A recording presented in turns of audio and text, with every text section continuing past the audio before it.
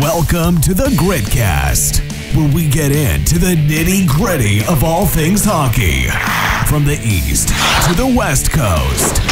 Here are your hosts, Matt Pierce, Nikosh Ganguly, and Darius Dominguez.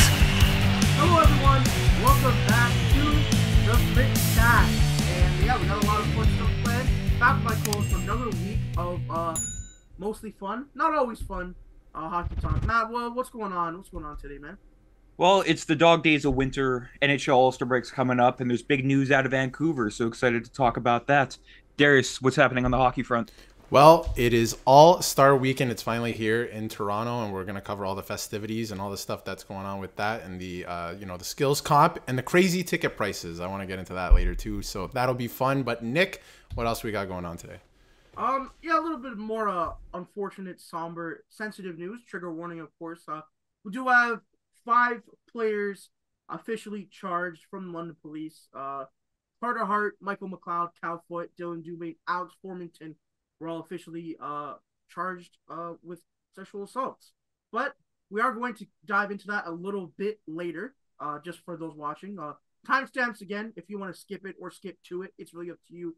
First things first, though, let's get in with some trade news. One of the biggest trades, probably the biggest trade we've had this season. Oh, for sure. I would think. Yeah. Oh, yeah. Up to this point. Matt, what broke down between another trade between Calgary and Vancouver this year? The second one we've done. Yeah, because the first one, of course, was the Nikita Zadorov trade. But this one brings Elias Lindholm to the Vancouver Canucks for Andrei Kuzmenko and prospects. Oh, I'm going to butcher this so hard, Darius, if you want to jump in here. Hunter Rustowicz. Rustowicz, did I use the... Close enough, Darius I doesn't think. know. Yeah. Darius doesn't know. All right. I don't know. He plays for the Kitchener Rangers, and he's a very good prospect, but I don't know how to pronounce his name. Okay, let's go with Rustowicz for now. Sure. I'm sure we'll be far off the mark. And Yoni Yermo, which is a much easier name to pronounce, and a first round in a conditional 4th round in the 2024 NHL draft, so the upcoming draft. Yeah, it's and obviously Elias Lindholm goes back the other way, of course. It's an interesting trade. I think Vancouver is shoring up their center depth, of course. Mm-hmm. There's a lot of questions surrounding Elias Lindholm, but Darius, we know Elias Lindholm's having a slow season. What does he bring to Vancouver, and does he kind of get that production back he had in his earlier seasons with the Flames? I think he does, just because we use it a lot on the show, but I don't think he forgot how to play hockey. You know what I mean? I think he's just the product of being on a bad team this year. I mean, look at Huberdeau too on the Flames. Like you know what I mean? I don't think he's necessarily a bad hockey player, but he's kind of lost it. So I think the same with Lindholm. I think he'll find it again in Vancouver. He's going to be put in a spot to succeed with good players. They're a good team. And I think he'll find it, and I think he'll be good in the playoffs too. It's underrated. It's an underrated move for Vancouver. They gave up a lot, right? A lot. I love what they gave up. Good for Calgary, but I think Vancouver's kind of we can actually win the cup this year, maybe. So I think it's going to be pretty interesting down the stretch because they're all in. I mean, this is kind of an all-in move as much as you can go because the who's available at the deadline isn't the greatest this year. So it's really not. It's really not. Now, Matt, you have a player like Elias Lindholm who right now, he was supposed to be Calgary's All-Star representative, and then he got traded. So now I think Vancouver has 4 or 5 All-Stars? I think it's 6. Yeah, because they have Demko, Miller, Besser? Yeah, Besser? Yeah, Besser, Hughes, Pedersen. And 6. And Lindholm. Yeah, it's 6. So wow. 6? Wow. Yeah. Wow. I think the thing with Lindholm, apparently he has 1 goal in his last 20 games. He has 9 goals this season. It's quite bad. 9 goals this season, 32 points on the year. But you're expecting his production to hopefully shoot up on a really cool Vancouver team who scores. They score a lot. They have a lot of offensive guys, and goaltending back there is solid. But Matt, dive a little more into the whole Kuzmenko thing, who's going to Calgary in the trade. A guy who had 39 goals last year. I had him in my top 10 left wingers list. Maybe a little bit of a revisionist history there, but I really liked his season last year. High shooting percentage, but I just think Rick, who's there? Rick Tocchet? Yeah, Rick Tocchet. I just don't think Rick Tocchet liked him, eh? Yeah, no, last year, like you said, Kuzmenko, bit of a heater, high shooting percentage, dynamite killer on that Vancouver power play. And of course, Bruce, there it is, the Canucks fire Bruce Boudreau, bring in Rick Tocchet, who's more of like a sort of a two-way coach, like preaches more towards the defensive aspect of the game, of course, expects a lot out of his players. Didn't quite get that, from his opinion, out of Andrei Kuzmenko, and I think that sort of created a rift between the two. Of course. Darius, what went wrong with what else do you think went wrong with Kuzmenko in Vancouver? Because he had just signed his extension. Yeah, I think it's just a sophomore slump. Like, again, I don't think he's a bad player. I don't know if he's gonna find it in Calgary, because I feel like Calgary's like a graveyard right now. Like it's bad. I don't think people are making enough of a big deal of it. But yeah, I think like he'll end up finding it. I don't even think he's gonna stay in Calgary. Like, I feel like something's gonna happen there. But I think maybe. Yeah, either flip this year or next year or something. Like, I don't see him staying in Calgary. It could make sense for him just because he could rack up, like, he's going to play top minutes, right? So it could make sense for him. I just don't think he stays. But yeah, I don't know. It's pretty interesting. I think he'll end up finding it again, because I don't think you can, like, come in. We see it all the time with sophomore slumps, right? Like, I don't think you can come in and just forget how to score 40 goals after 1 year. Like, it doesn't really make sense to me. I think you'll find it again. I just don't know if it's going to be in Calgary, personally. But yeah, I'm sort of interested to see if Kuzmenko can sort of help Jonathan Huberdeau find that spark again. Because, of course, Huberdeau, he was the setup guy for Barkov. And, Kuzmenko is mostly that finisher, like, in Vancouver. So I'm curious to see if Calgary sort of uses as a move to get Huberdeau, back into a rhythm, which we haven't seen really at all in his time in Calgary. Yeah, that's a good point, actually, because he needs help. And also, like, the way Badly. they play and what the players they have do not lend well to his play style. Like, he's usually like the setup guy, but now everyone's like, well, he's not scoring. It's like, well, yeah, he didn't either in Florida. Like, you know what I mean? So hopefully a goal scorer like that, like, that'll help them. They're not going anywhere this year, obviously, but I don't know. It could be a little bit fun down the stretch for Flames fans if he stays and he plays well. So. And diving into Calgary's prospect pool a little, when you get a guy like, I'm just gonna call him Hunter. I think his name's Hunter. Hunter B. Hunter B. Yeah, Hunter B. I'm butchering names. No, he's amazing. He's a good player. I know a lot of people. People that are really in the prospect scene don't love his defensive game. But you have an explosion amount of points in that. I think is he borderline leading the OHL in defenseman points? Oh, dude, he's crazy. Like, I was looking up stats because I was like, oh, no way, they traded him. Like, that's interesting, right? Because I know he plays for Kitchener. And I was just looking up his stats because, like, I don't really pay attention to, like, I don't know, like, you know what I mean? Like, Kitchener or whatever. If I'm not paying attention to a team, right, it gets lost in the shuffle. But 47 games played so far this year. He has 69 points. Nice. 69 points. Like, okay, maybe his defense game is not good, right? Like, he's a defenseman too, by the way. But yeah, like, those numbers are crazy. So yeah, I saw a lot of people. It's hard to give players an NHL ceiling, but I saw a lot of people saying his NHL ceiling is probably like a power play quarterback who plays sheltered even strength minutes. Yeah, like maybe like a OEL. Like a number 3, number 4. But that's good for Calgary. They have some guys like Connor Zary, a Matt Coronado. I think you wanted a more strong rookie season, but it's hard to give up on a guy who's like 20 or 21 years old. Then you have these two guys. I don't know what Calgary's plan is, because you also have those lucrative deals for a Kadri and a Huberdeau. Even Markstrom is there for a while still.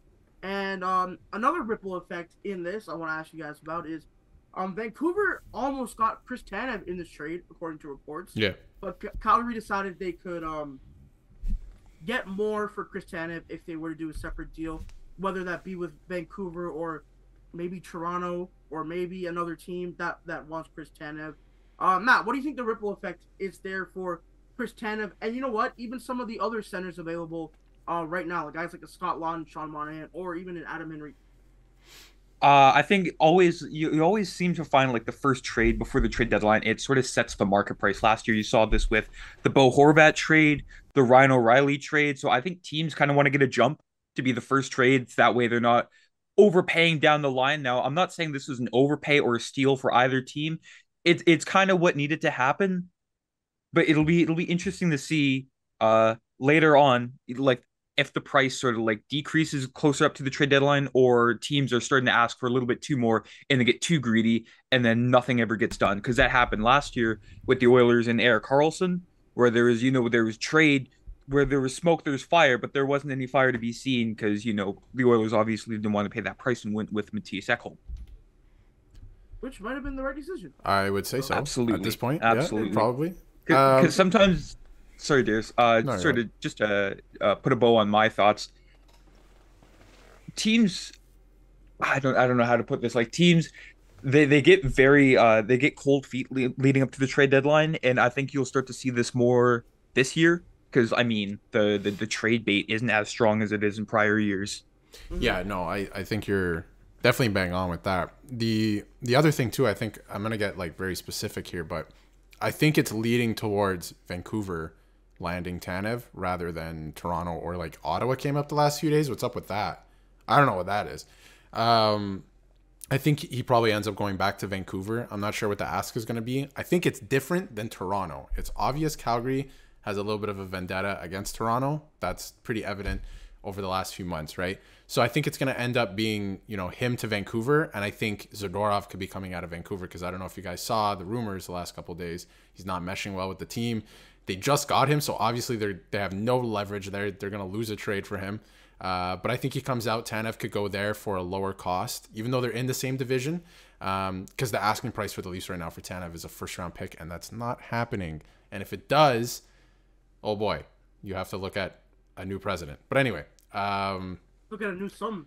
You got to look at a new something, and there's only one guy left, so that hasn't been fired yet. So I think it's gonna get pretty interesting. That's my very specific, prediction of what's gonna go down. But yeah, I don't know. I don't think Tanev, if it's a first round pick to Toronto or something, that's too steep. I think a lot of teams are gonna back off this year, like Matt was saying. If you're not like Vancouver or Winnipeg, like I could see Winnipeg kind of dipping their toes in something significant. But if you're not like one of those two teams, like I think a lot of teams are gonna back off. The class this year is not great. No, it's really See, the thing with the Jets, to go into that area, Kevin Shoveldayoff is very, I don't want to say cold feet again, but like unless he's obviously winning a trade, like he does not do it. Like how many significant trades over the years is like Chevy done? Because he's done the Dubois trade. Nick, can you think of anything? Because there was the Niederreiter trade last Dubois year. trade twice, if you think about it. Oh, yeah. Oh, yeah, sure. Acquired and relieved him of his duties. Yep. Yeah, but Winnipeg. I'm trying to think. Yeah. No, you're right. Yeah. Dylan DeMello was a good trade for them. Nate Yeah, Schmidt was yeah, a good trade for them. Nino Niederreiter was a good trade for them.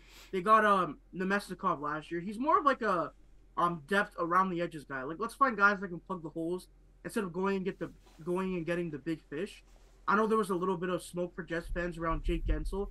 I do not think that's going to happen. I don't think Jake Gensel gets traded. No, I think Gensel stays in Pittsburgh. Yeah, I do as well. I have the same sentiment, but I think I guess we're switching gears here, but just to jump back a little, I was thinking about some other guys from the Bowl. Like I think today was announced that the Flyers are taking calls on Scott Laughton, and I don't think this is a symptom of they want to trade Scott Laughton or want to get rid of him. It's just like let's take advantage of a market that's not saturated at all with centers. Like maybe in a different year you don't get as much for Scott Laughton, but this year teams might be more desperate for centers. So let's see what we can get for him. Another guy, Sean Monahan on Montreal, for example, he's putting up a lot of points. Defensive game isn't strong, but he's in Montreal getting first line minutes, first line power play minutes, and the sentiment is, maybe you can get a first for him. But teams are going to want to bring in Sean Monahan as like a third line security blanket. That's simply not the way he plays. Some people might think that, but if Sean Monahan gets traded, he's not going to get first-line power play minutes or first-line minutes. So I think someone who acquires Sean Monahan might have buyer's remorse. Another guy I've liked for a couple of years is Adam Henrique. I think he's a solid third-line center. He's put up great results on a bad Anaheim team, like net positive results over the past few years. Hefty cap hit. I think it's like $5.3 million. You can always tell over a team that. And there was he's a UFA this year too, right?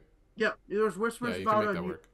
Whispers about New Jersey bringing him back, so that could be interesting as well. But yeah, Matt, just the Jets, like I don't know, a lot of Jets fans are very happy with their team as they should be, and they think they should buy heavily because they think about their prospect pool, right? Guys like Chaz Lucius, Rucker McGrody, Brad Lambert. I think they still have the first round pick. that's big fish like package, right? Someone you could maybe get, but I just don't think Chevy. I think the team is already really good, and maybe you bring in some depth guys again.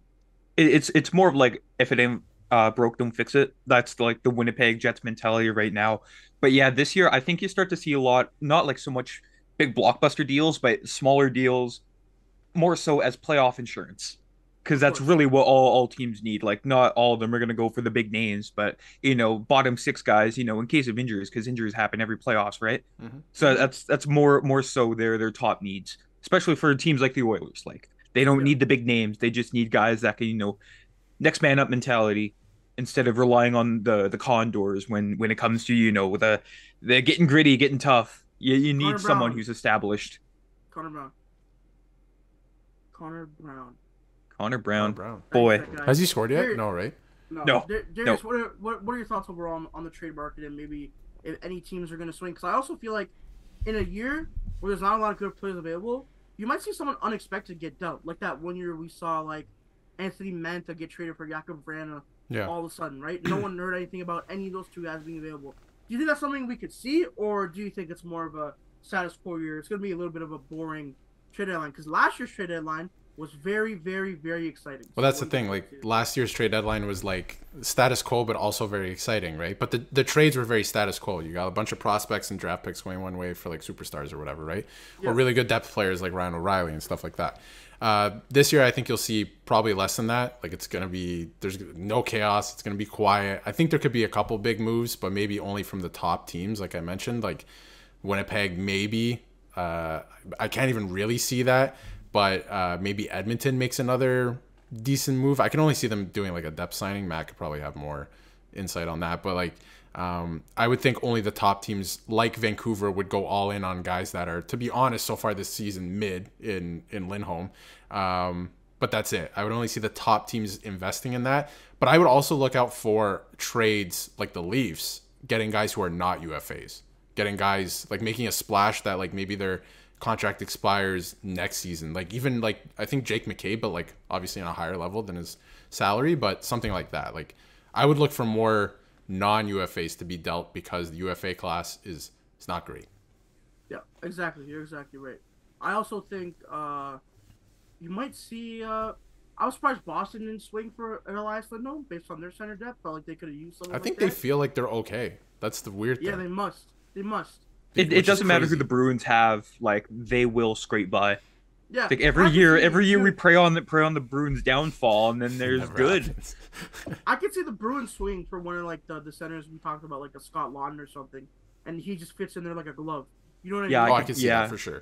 Yeah. Most guys that come into Boston, they're just like it just works. Yeah, it just works. It so sucks. that is that for the trade season thus far. Obviously we're gonna keep updating everything. So that is certainly interesting because it's almost I guess it is trade season based on. Oh, it's a month away. It's happening. Yeah, we're here. Yeah, so it's March 6th. Yeah, it's about a month away. I always feel like it's way too late. I think it should be around the NBA trade deadline, where it's like a month earlier.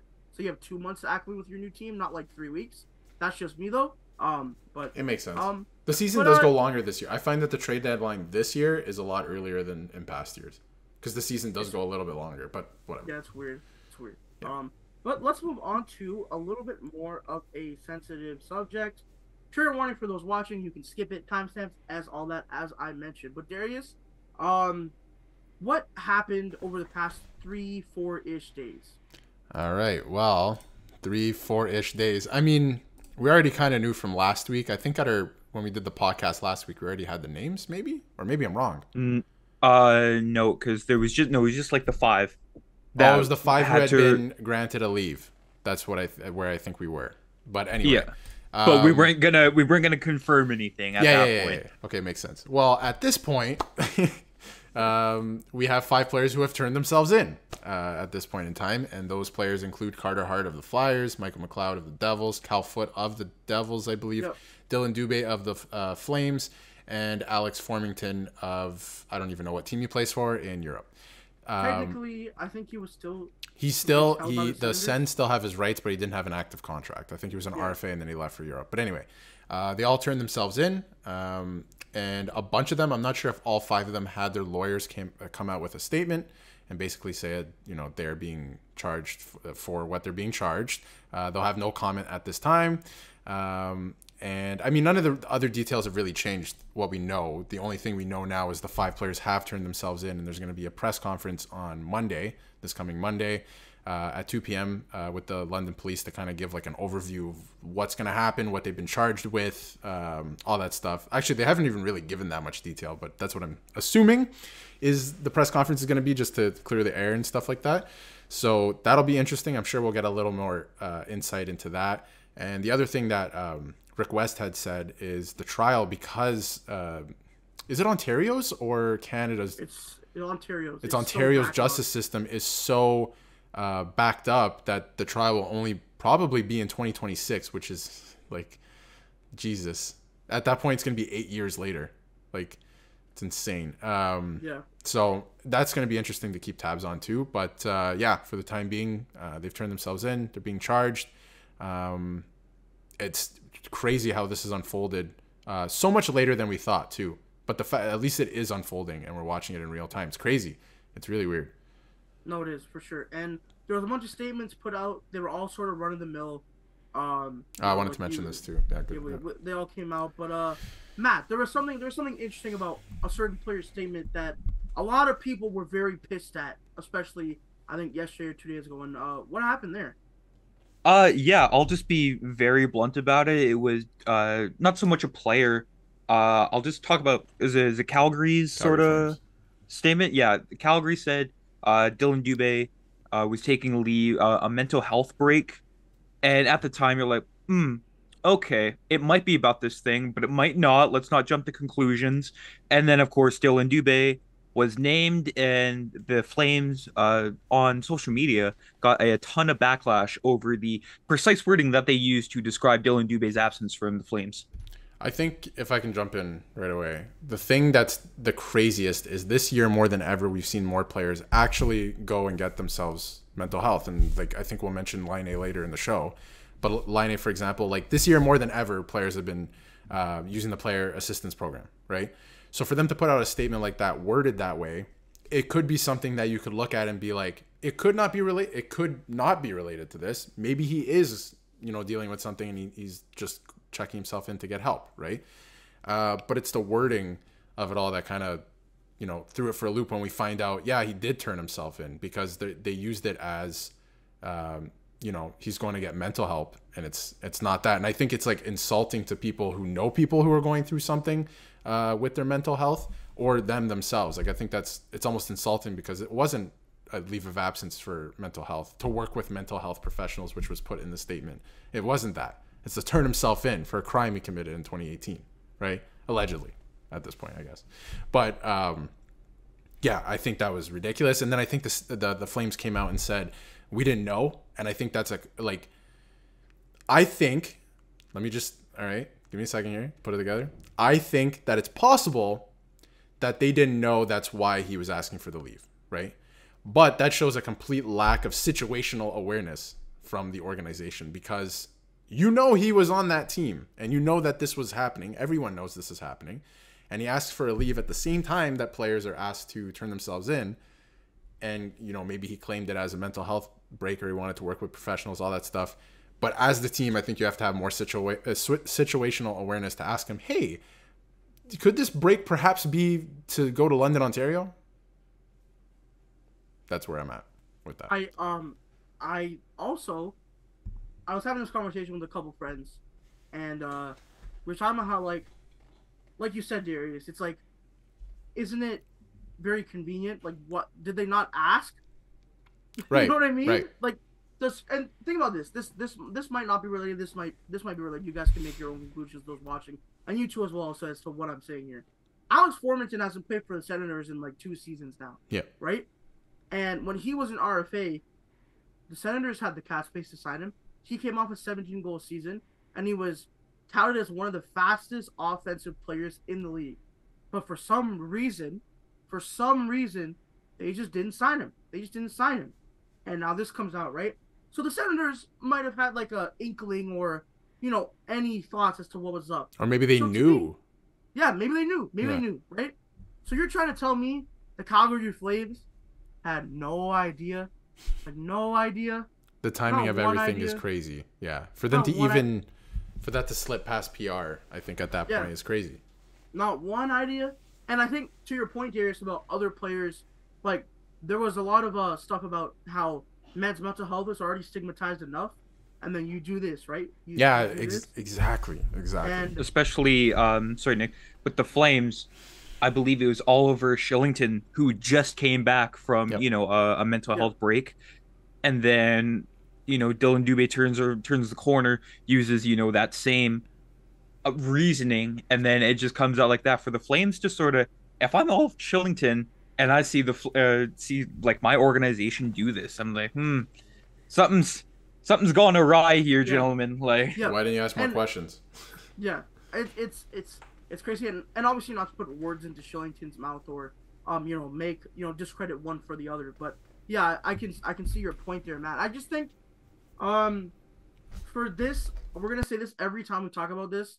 We're not gonna speculate. No, we're not gonna speculate to the legal charging and crimes, of course, but the way this statement with Dubé broke down, I do want to speculate on that because it just, I don't know, man. I find it hard to believe. Maybe Calgary's not lying. I don't know. I have no clue. But I don't think they are. That's the thing. But what I'm saying is ask more questions and come on, have some awareness of the situation, right? I don't think they're lying. He could have, maybe he did go to the office and say, hey, I need time off to work with mental health professionals. I don't know what he said, right? We don't know. Speculation. Maybe he did that. And then the Flames technically aren't lying about it. But if I'm the Flames, I would ask a question or two before he left. Be like, hey, like these charges, they might come out soon and you're on the team. What's that about? Is that something we should be concerned about? But like, I feel like they should definitely, this is just me, the team should definitely know about that. You know what I mean? Like, I'm not saying post about it and let it be known to the world, but the team that you play on, if this is a thing that you are involved in, they should definitely know about that. That should be very apparent. But anyway. Yeah, of course. But the presser will be Monday. Gary Bettman has a presser Saturday, Friday. He's not going to say anything about it. Oh, so exciting! Of course, because it's a London Police thing and a Hockey Canada thing. This technically isn't an NHL thing. If you really think about it, it's really not. And I'm sure the NHL would have been really cool with the fact that this came out during their All-Star break. Mm-hmm. So there's that as well. So if you, I think a lot of people are like kind of putting the NHL under this umbrella. For the first time ever, I'm going to say the NHL is not 100% at fault here. I just, of course, like they harbor some of the blame for harboring a sort of culture, but that is a different story for a different podcast, I think. Yeah, I just think it's not great at all. And I think it's going to be really drawn out, and I feel bad for the person that was, a victim of said crime. So that is all bad. But obviously, with podcasts, we have to take a hard pivot as per usual. Let's talk about the Columbus Blue Jackets quickly. One of the reasons we don't talk about them that much because it's like how much CPM are we getting off of the Columbus Blue Jackets theory? It's probably not a lot. But I would say less than other teams. Yeah, no offense. Adam Fantilli is out 8 weeks with injury. A lot of the rookies have been getting injured. Bedard obviously with his jaw. And the Rookie of the Year race might just be who could stay healthy. So shout out to Brock Faber right now. Knock on wood. That's my guy. I don't know. I still think not McDavid. Jeez, Bedard when he comes back, he's good. Yeah, it's pretty good. He's solid. But we saw McDavid miss a lot of the year, and he still didn't win it when he showed. Yeah, he lost it to a 36-year-old Artemi Panarin. But you know what? Do you guys remember Shane Gostisbehere was also a finalist that year? Yeah, no, he was great that year. Yeah.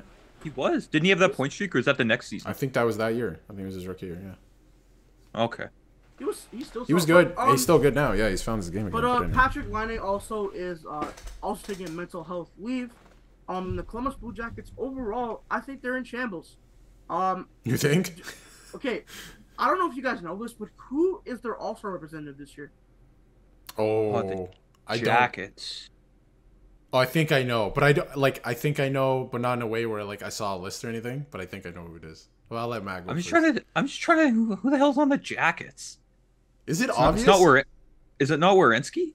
Or is he? He's been hurt No. too much, I think. Yeah. I'm gonna go with Boone Jenner. Yeah, I was Boone Jenner. I'm pretty sure it is Boone Jenner. Which, no offense to Boone Jenner, but like, honestly, just put Marchenko in the All-Star game.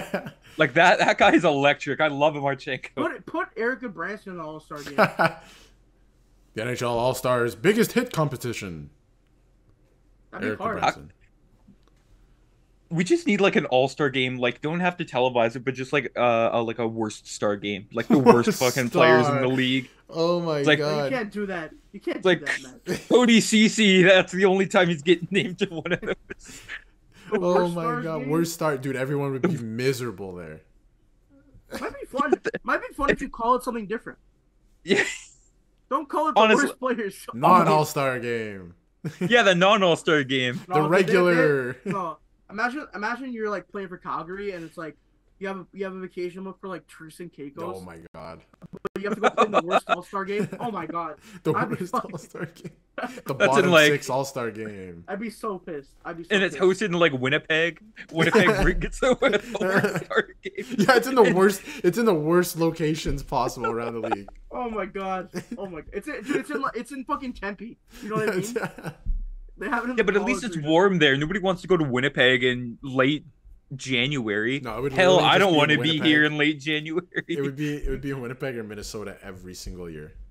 No, it'd be like it'd be like an outdoor game in the coldest city, an outdoor game in Edmonton in early February. That's the worst star game. Everyone that's what you shouldn't be so awful if you don't want to be named to the worst star game. Oh, see, this is exactly. You gotta play good. Yeah. You gotta put. Yeah, you gotta play good. Johnny Gaudreau, I'm looking at you, bro. You would be in this game. I gotta beat the worst All-Star game allegations. They should also They should also stagger it so it's like at the same time but different times, right? So like the same weekend, but some people are in Winnipeg and some people are like in Florida. Oh, and then they come back. It's like, how was Winnipeg? It's like, shut up. No, do you guys think like people would go pay to watch the worst All-Star game? I'd pay for sure, man. Yeah. Like imagine if it was like $20. No, but imagine like constant like Simone Benoit minutes at 3-on-3. Just the whole time. Dude, you don't see that in the NHL. You will see it at the worst All-Star game. You will see it at the worst. The goalies, could you imagine that shit? That'd be so funny. It's like Jack Campbell versus Jack Campbell against who? Like anti-Ranta. Like anti-Ranta. Oh. Like it would just be brutal. But yeah, Columbus, they're not great. I don't know what's going on in the front office. It's all brutal, but get well soon, Mr. Adam Fantilli, because he's been having a solid season. Even though for some reason they're playing him on the wing, even though they have no centers. But that's beyond me. I don't understand that either. But anyway, I don't understand a lot of things. They just can't close out games. I think Pascal Vincent has no idea what he's doing. So because they're a good team in the first and second period, and then when they come out for the third, that's when everything goes down. There's a article here. It's dated by a month, 2 months, December 29th. But after 36 games for the Jackets, they've either been tied or ahead after the second period in 22 games. They were 10-6-6, and tied after 40 minutes. They're 1-5-2. And it's like they just blow third period lead. They just blow third periods because it was Saturday night against the Vancouver Canucks. They were up 4-1 after the second period. Can you take a guess, Darius, at what the final score was? 5-4. 7-4. Vancouver in overtime. 7-4. But let's move on to this annual anonymous athletic player poll. Every year they do this poll with the players where they ask a bunch of questions.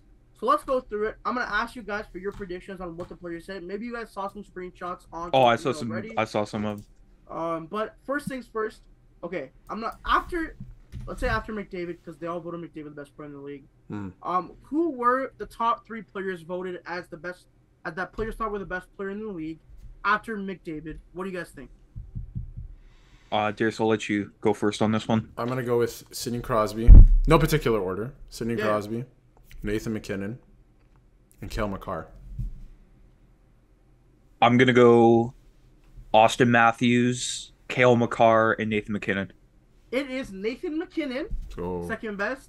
Nikita Kucherov. Oh, Wow, Kucherov. okay, yeah. And fourth best is Sidney Crosby. Nice. Matthews is here below Makar and Kaprizov. Kaprizov. Okay. Yeah. Ooh. And then you also have votes for Barkov, Forsberg, Panarin. Yeah. Matthews. Okay, wow. I thought a lot of people saying Matthews PR is mid because like, come on. Matthews got 1.1% of votes. Oh, That's wild. Yeah, but See, McDavid probably got like 85%. 69. Oh, nice. McKinnon 16 and Kucherov 7. So Yeah, that there was you go. interesting. There you Now, the 1% for Matthews is wild. I know. Now the next question is, who is the best goalie in the NHL? Voted by players, top 3. I'll go first on this one. I'm gonna go Vasilevsky number 1, Hellebuck, and wild card here, UC Saros. I'm going to go with Vasilevsky, Hellebuck, and this is tough. I'm going to go Sorokin, actually. Okay, so number 1, Andre Vasilevsky, 44% of votes. Number 2, Wow. Connor Hellebuck, 15% of votes. And number 3 is someone both of you guys didn't guess. You guys have any Shesterkin. idea? Just Really? Ottinger? Nope. Plays for Demko. Canadian team. Plays for Canadian Demko? team. Thatcher Demko. Demko. Oh, okay, Wow. Demko. Okay, no, makes sense. Whoa. Makes sense. All right. Thatcher Demko was third with 7. Actually, he's tied with Sorokin technically for 7.6. Where was Swayman? He's got to be on there. Probably 5th, 6th. 1, 2, 3, 6th. Yes. Yeah. Okay. All right. 4.37% of votes. And also on this list is Marc-Andre Fleury, who not anymore. Oh, okay. Jake Andre, Aiden Hill, Jordan Bennington, and UC Saros. And so, other votes include Carey Price. That's got to be a bit. That's probably like overall, like who's the best goalie you ever played against or something. Maybe they got the question wrong. The question is who is the best goalie in the NHL right now? Yeah, that's right. So Carey Price is not that. Sorry. Bye. I'd love to see who answered Carey Price. They're probably wearing headphones. They just heard goalie NHL. Carey Price, let's go. Okay, next up, who is the most underrated player in the league? Who do you guys think they said? I saw this one. It was Barkov. Yeah. Barkov. Yeah, it makes sense. Barkov has been underrated for damn near 7 How years. how long can you be named underrated until you're not? Who is the guy that was about 3 years ago, Darius? About 3 years ago. Because I feel like Yes. before Barkov, the guy they kept saying was underrated was Jason Zucker for some reason. And I mean, yeah, but every few years they just pick a guy, and for 5 years he's going to be the most underrated until you realize, like, you look at his resume, it's like you've seen what this. Selke winner? He's a Selke winner, yeah. Yeah, I don't think he's underrated anymore. But He's, anyway. no. Also on the list. Can I guess? Can I guess? Yeah, for sure. This year, I think it's changed, and I think that a lot of players would say Sam Reinhart. And interesting, let me think here. William Nylander. No, I don't know. Sam Reinhart, second. There you go. Oh, there you go. See, yeah, I figured he'd be up there. I don't know how Nikita Kucherov is on this list and the best player in the league list, but that's beyond me. I could see. I mean, I could see it. I don't think he's appreciated as much as he should be. Yeah, I guess so. It's like Nick, you could probably Nick, I got put Sidney a Crosby on there. Yeah. I got a question for you. Where is Rupe Hintz on this list? Oh, is he on this list? He should Yes, be. actually. Yes. Oh yeah. You're looking at Yeah, he is, huh? You're looking at 1, 2, 3, 4, 5, 6, 7, 8. He's ninth on this list, behind Sebastian Aho and above Nugent Hopkins. And guess where he is? He's above Austin Matthews as well on that list. So anyway, Austin Matthews is not on this list, so you're right, Darius. there we go. You are right. There we go. I'm not gonna say you're wrong. I'm not gonna say you're wrong. Oh, this one's disrespectful. Who is the most overrated player in the league? That's crazy. Who do you think they said? Overrated. By the way, for underrated, Other got the most votes, like the combination, but I just. Oh, okay. Oh. They probably name like their teammates or something. Yeah, for most overrated, Other also got the most votes, but I'm just gonna go with the players here. Okay. Who do you think was the player that got the most percentage of overrated votes in the league?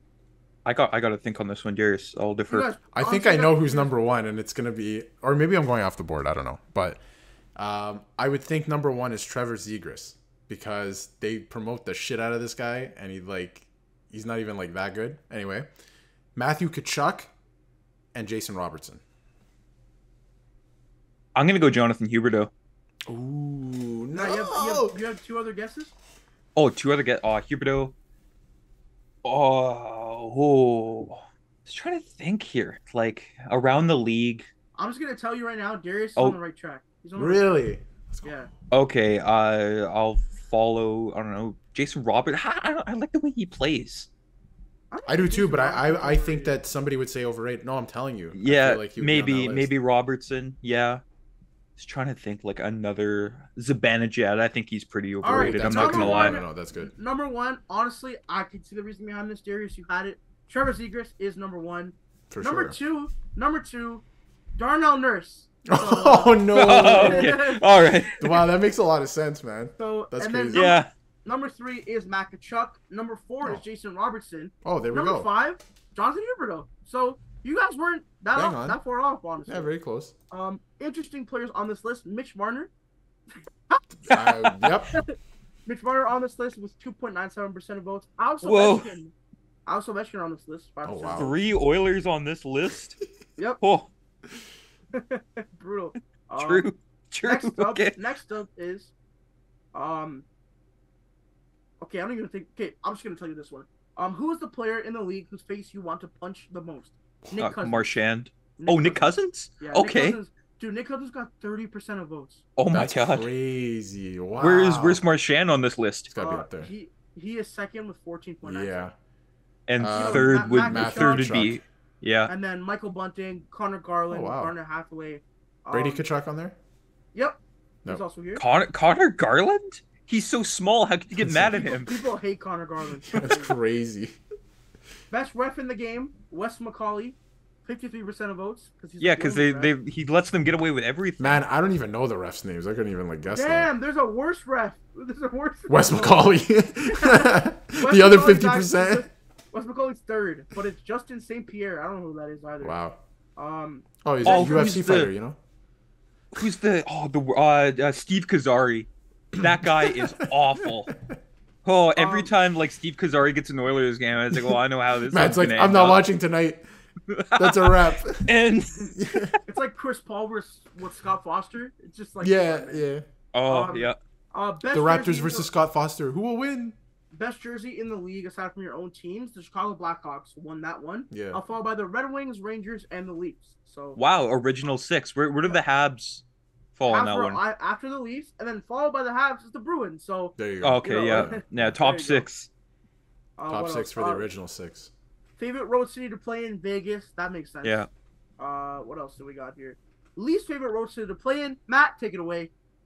The host of the worst All-Star game, Winnipeg, Manitoba. Who's second on that list? It is actually Ottawa. Oh, wow. Okay, because that's in the middle of Yeah, the rink is far from who it. knows Yeah. where. Winnipeg, But there's a Ottawa, Costco right Buffalo. next to it. Winnipeg, Ottawa, There is. Buffalo. Winnipeg, Ottawa, Buffalo. Check Okay, out. makes sense. Where's yeah. Edmonton on that? Edmonton is below Columbus and below. Wow. Wow. Wow. Well- Okay, yeah, the dome is a dump. I'm not gonna lie. I'm surprised I San fe- Jose's here. Yeah, Yeah. that's interesting. I don't know. Huh? Good weather. It's weird. Like Anaheim- every time I watch games like Sharks games on TV, like that rink is so dark. Yeah. Like Yeah. it's so like it's a Morgan side. Yeah, it's a little brutal, I guess. And Anaheim's arena is not the greatest, but it was cool to go to. So let's move on to our next subject here quickly. Some expansion news. I think Atlanta put out a statement today about they want to come back. Nothing too crazy. Let's see what actually happens. I can't remember the other city that did. Oh, Utah? Utah. Yeah. Yeah. That So that Utah came out like is- the exact same The time day as is you the know. Hockey Canada stuff. Yep. Of course it did. And then Darius. In relocation news. Let's talk about for some reason we always put that there's a new show on the network. Towards the in end of the middle, show? In the middle of our show. But preview your next Steelheads weekly episode. Yeah, so I'll touch really on it. I'll touch on it quickly. Steelheads are moving to Brampton. For the full in-depth thing, it's going to be a great show. We're recording Sunday. We'll probably release this coming Monday. Mark and I will really get into the nitty-gritty of it. But I'm shocked at how many people. Like, I knew what the response was going to be online when it came out. But I am shocked at how many people think this is an attendance move. What is going to change in 5 kilometers? Nothing. It's a free rent. Brampton has already failed, no? Brampton's failed, I would say once. A lot of people are saying twice. It was an ECHL team, so are we being serious? And also, come on, the Brampton Beast. Let's not disrespect the Brampton Beast. It was an ECHL team, and it was also COVID. They lost the team because of that. I wouldn't say it was because of anything else. Sorry, they were the ECHL farm team from Montreal. Yes. Like deep in the heart of Leafs country. It doesn't make sense. It doesn't make sense. And so I would say they failed once with the battalion. And the only thing the battalion had going against them, really, is the fact that there was another team 5 kilometers away down the street. Okay, that's the problem. And I feel like if they put one team there back in 1998 for both cities, it would do a lot better, and it would have been a lot better at this point. But anyway, that's besides the point. Mississauga Steelheads of Brampton. I was arguing for that, but we'll get into the nitty gritty of it on our next show, the specifics. But I'm honestly shocked online the reaction of how many people think it's to boost attendance or something. And there was an article posted today actually with an interview with the owner where he's saying that, and I know that he has to say that. But anyone who actually believes that they're moving from Mississauga, the Paramount Fine Food Center on Kennedy Road, 10 minutes up the road, 5 kilometers to the CAA Center, is going to change attendance when the transportation issues are the exact same. And if you live in Mississauga, now you have to get to the Zoom transportation, which is even harder. Anyway, it's not an attendance move. It is a business and operations cost move. And honestly, I'll tell you what the move is. Yeah. It's a Raptors 905 move. It's a Raptors want the building move. And no, honestly, the more this is the last thing I'll say. Ever since Hazel McCallion stopped being the mayor of Mississauga, not even since she passed away or anything, since she was no longer the mayor, the city actively hates this team. Honestly, I think they were they were trying to get them out of that building as soon as possible. And when you say city, you don't mean the residents. You mean no, City Hall, not just the actual residents. Just clarifying. No, good point. I mean, the city kind of hated them with the they way don't attendance. hate them. They don't care. There's no hatred. That's fair. the thing, and I keep saying it, but we're gonna get into it in our next show because I don't want to take too much time talking about this. We have some other topics to get to, but I have not seen enough marketing for this. Nobody knows they exist. You would have no idea, right? We're talking about this. They need a Leafs prospect. They either need a Leafs prospect, and they gotta. I don't know. I have some ideas. We'll get into it. I'll save it for that show. You should tune into that show. It'll be good. Yeah. So if you're interested in some OHL relocation news, check out the show Sunday or Monday. It will be out on the same channel you're watching. Yeah. And it does affect in some ways the entire league, so that'll be interesting. Yeah, of course. But I do have some breaking news to tell you guys actually. So on the show. New court documents obtained by TSN from the London police thing. Michael McLeod. So everyone got their charges. Michael McLeod is actually getting charged with 2 things. Wow. He is so in addition to the assault charge he's getting, sexual assault charge, he is getting a charge for being a party to the offense. So he is getting 2 charges, Michael McLeod. Wow. So yeah. I just wanted to say that. Let's move on. Let's move on to the next thing. And in some more fun Steelheads news, let's say. Owen Tippett, man. Showing his stuff. Good for him. Showing his stuff in Philly. He's had a great season last year. I think he potted 30. He was in the Claude Giroux trade, the main piece coming back, I would argue. And now he's in Philly. He's doing his thing. Darius.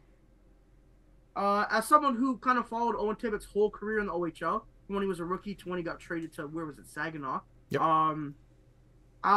This must be pretty cool to see. What are your thoughts on it? This is awesome. I think there's a lot of really good Steelheads NHLers at the moment.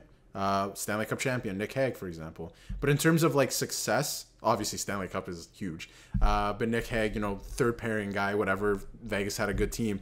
But this is like the first long-term contract like a Steelhead has signed, a goal scorer, like an really exciting player for that franchise, right? So it's exciting to see. And I keep telling, we have Flyers fans, friends, right? And I keep telling him and other Flyers fans, like, this guy, what you're seeing right now, he's not even scratching the surface of what I know he can do, right? And honestly, when they brought in Torts, I thought, this is not good. He does not suit his play style. But I know Owen from his time in Mississauga, and I know that it was going to work out because I know he is responsible and he's a good hockey player. A lot of guys are just, especially when they're scorers, they're just offense.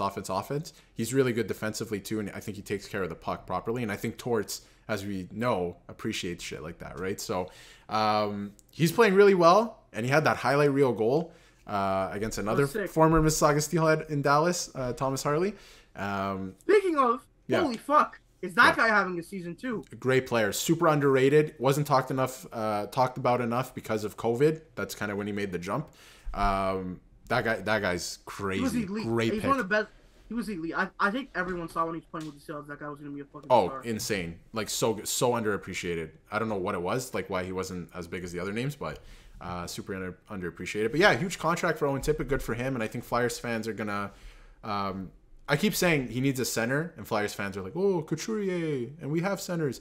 No, if you give him like an actual playmaking like center, if they can find a role for a guy there, like Tippett is gonna 50 goal guy. Like a second line type thing. And just give him like a good position, like bona fide, kind of solidify him on that second line or even first line. Like if they can figure that out, I'm telling you, he can upwards of 40 goals for sure. He's that good. Great skater too. The great skater, yeah. Some people would say they want to skate like him. Skating style, that's right. Yeah. Some people might say that. Another Steelhead that's playing Ryan McLeod, right, Matt? So he's playing good. Yeah, defensive numbers are crazy. Yeah. He's playing well. He's playing well. Quick hits. I like to do these just to highlight them on the show. Patrik Allvin Islanders are still terrible. He has not been great there. It's not been working out. Alex Turcotte scored his first NHL goal. Good for him. I know it's been a long journey. A lot of criticism for that pick. For that player, so that's cool as well. Jack Quinn on the Sabres is going to be out 8 weeks. He was a solid player for them. And the Sabres, as Darius said, they were going to be second in the Atlantic. They're certainly not that, unfortunately. And last but not least, Zach Parise is back in the NHL, Matt, on Colorado. On Colorado, yeah, that's just a veteran depth signing. It's one of the signings of all time. He can finally grow a beard again. Yeah, certainly. One of the signings of all time. I don't even think he was a noted beard guy. I don't think so, but I mean, when you're under Lou Lamoriello's watch, you can't do anything fun. Nope, apparently not. But guys, I'll let you guys take the reins here a little more. The Royal Rumble just happened, and ton of fallout for that. Darius, what the hell went down last Saturday and Monday?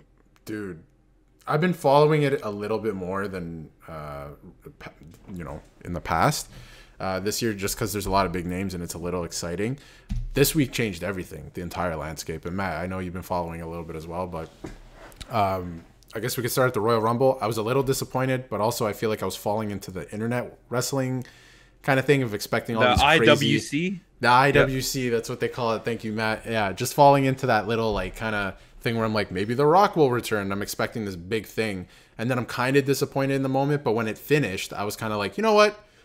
That was good. That was entertaining. They put on a good show, and I was like, it's good when you really think about it and reflect on it, right? So that's all fine and dandy. Cody Rhodes wins a second time. What they're building with his story is great. Honestly, some of the best stuff they've done in a long time, 20 years maybe. So he'll probably end up winning this year at WrestleMania. It's going to be this huge thing. So nice to see him get back-to-back. He's up there in the record books with a lot of legends and Hall of Famers and stuff like that. And then CM Punk gets injured, and Seth Rollins is also injured. So that entire night one main event is absolutely in the toilet now, which is just awesome. And yeah, it was super. I don't know. It's been a week in the wrestling world, so I don't know. I always love this stretch, like from January to April. I'm just locked in because it's good. It's really good entertainment, right? But the rest of the year, I don't know. But until WrestleMania, this year was shaping up to be the best one of all time, and now it's kind of just because the Brock Lesnar thing with allegations too, it's crazy. So he won't even be around either. So it's gonna be, I don't know what's gonna go on. It's gonna be wild. It is Gunther's time to shine. He's Yes, been sir. my boy for a minute, and I think WrestleMania is where you crown him as a double champ. Give him the fake World Heavyweight Championship that Seth is holding, because we all know that's just a placeholder, because Roman has the two both. belts. But yeah, give Gunther his moment. He had it last year in that triple threat for the IC title, and he's gonna get another one this year. I agree with you, Matt. He's the only guy, like, you look up and down the roster because of injuries, and you're like, well, he's the guy then, right? What about Braun? what's Oh, his name? Braun Breaker. Braun Breaker, he's not there yet, but he'll do said- something on the He main said he roster. was done with. He said he was on the main roster and done with NXT. Yeah, I just but saw him advertised for That's NXT nice. pay-per-view, so. Yeah. one thing I can see happening as well is LA Knight versus Logan Paul, which, by the way, Logan Paul in WWE, this guy's insane. Like, say what you want about him, this guy's insane. He knows how to put on a good match, and he's entertaining. So I think that'll be interesting to watch too. And underrated, and what I think they're building to is Jimmy versus Jey Uso at WrestleMania as well, because they That'd were be 1 cool. and 2 in the Royal Yeah. Rumble, which I thought was like great. That's great storytelling. So that'll be fun. I think there's still fun to be had in WWE at least. Unfortunately, though, because it's WrestleMania 40, right? They wanted it to be like the Yeah. you know, and it But doesn't I look think like it opens. Sorry to cut you off. It opens like this door for next year too, because I feel like this year was going to be so loaded. Like when you have loaded cards like that, it's like you need to breathe for a minute sometimes, right? So I think it'll be next year they can kind of build towards it, because this year is Cody's year. I feel like they're just focus on that. Yeah. who knows, Finish um, the story. Who knows if we'll get our buddy Dwayne? Dwayne, I think it happens this year. I just don't think WrestleMania. There's not enough time to build to it. You know, but- just there's such an easy solution. Don't have Dwayne wrestle, or The Rock. I don't know what I'm calling him. Just don't have The Rock wrestle. Cody, Roman, have The Rock be like the special guest enforcer. That way, if there's any, bloodline stuff, if anyone wants to hop the rail. I think No, that's what's or going to what- end up happening. No, right? it's simply our buddy Dwayne Our buddy Dwayne. causes Roman to lose the title. I think then- that's what's going to happen, and then they're going to end up, feuding because of that. Yep. Once in a lifetime, WrestleMania No, 41, the Roman next Rock. year- the next day on Monday, they're gonna shake hands and announce Yeah, the agreed main for event next year. Yeah, fuck off. Anyway, Rinse and repeat. yep. That's But awesome. it's always WrestleMania. I think we're at a time where we can laugh about these things, so it'll be funny. It'll be Yeah. cool. One thing I wanted to mention too today, as we're recording this, the WWE 2K24 like gameplay and some features have been my released and God. stuff. The game looks great. Like, people have been shitting on it because of the whole 2020, and they didn't release 21. I think Yeah, 'cause it was so bad. because it was right? super 2020? glitchy, and even the last two, like I got them for like they were on sale, whatever. I got them for cheap, and you play them, and you're like, it's pretty bare bones. Like, it's really bare bones compared Yeah. to what we used to have. I think what their whole thing is like, dude, just do random fuck shit. Do whatever you And want. and they are this Yeah. year. I saw some of the clips. This game is gonna be fun. Like, it looks great. Darius, you remember when we did that 30-man create a player Royal Rumble? Hilarious. And like we had Hilarious. like Shrek, fucking Darth Vader in the Royal Rumble match. Like, what is going on? I think that's the cool thing about it. You can do, or like you could have. I remember I did a match where it was like Kanye West versus God. It's like, bro, what is going on? But those are fun. But guys, let's get into our rap question. Before we do that, though, follow us on all our socials, Instagram, TikTok, X or Twitter, whatever the hell you want to call it. Subscribe on YouTube. But the question is, quickly, guys, who is the worst player to play in the All-Star game? And I said for reasons, John Scott. You can't choose him because obviously he's the choice. But you guys can you don't have to give too much of a reason or think about it too hard, or you just don't have to be exactly right. Just from your memory, who was the worst player that you were like, what the fuck, man? Like, what are we doing here? What do we think? It might be this year for me. Oh, this okay. It's not that I Let's think start he's- things off. It's not that I think he's necessarily bad, but when you think of like an all-star game, I'm not sure Tom Wilson comes to mind. I think it's just because he's from He's- Scarborough. Yeah. But that's what I'm saying though. Yeah. Yeah. My pick is easily going to be Leo Komarov from the Leafs. Oh my god, I forgot that happened. Okay, never mind. That's yeah. I forgot that happened. Yeah, Oh it's gotta my be Leo god. Komarov from that Leafs year, man. Holy crap. That guy was certainly there. It's Come crazy. on. It's out for skate. I'm gonna go with a blast from the past here, fellas. The 1999 All-Star Game, from the expansion Nashville Predators. I'm going to get this pronunciation right. Sergei Krivokrasov. He had he played for Nashville. I just said his career best is 48 points. Oh, couldn't you argue Zemgus Girgensons? Maybe too, yeah. Yeah, but you got to love the story. I mean, a whole country voting him in. Of course. But there's just some guys where it's like... But, like, there's expansion teams, and that was the time where, like, this is North America against the world. And, I mean, the world was lacking some real star power. You had Yager, Solani, Hasek, and then our boy Sergei. I mean, yeah, every team needed a representative that year, and I guess there's no one else better from that Preds team than our boy Sergei.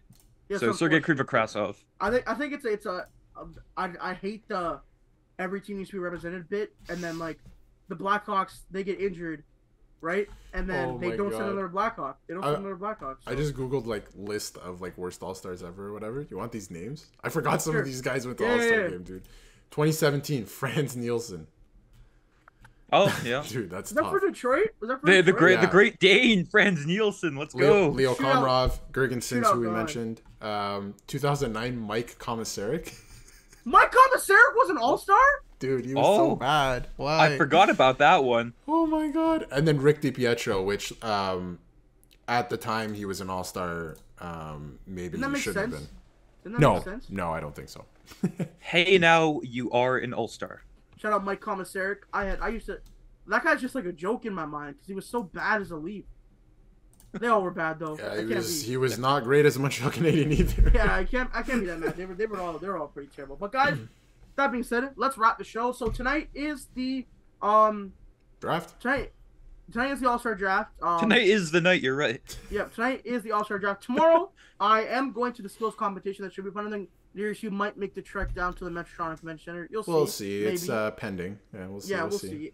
Saturday is the All-Star game, and yeah, should be. Hopefully, it's fun. Should be cool for the city. I've seen a lot of like people that are down there. Just having there's so much stuff to do. They've set up a bunch of things to do, which is great. I think it's awesome. Matt, hopefully you'll get to experience this one day, but I doubt it. So, all right, guys. With that being said, if you're watching this in the day, have a great day. Watching this at night, have a great night. And if you're listening to this while you're driving, all I say, for me, for Matt, for Darius, for the Gritcast, see you guys next week. Enjoy your weekend. Enjoy the All-Star break.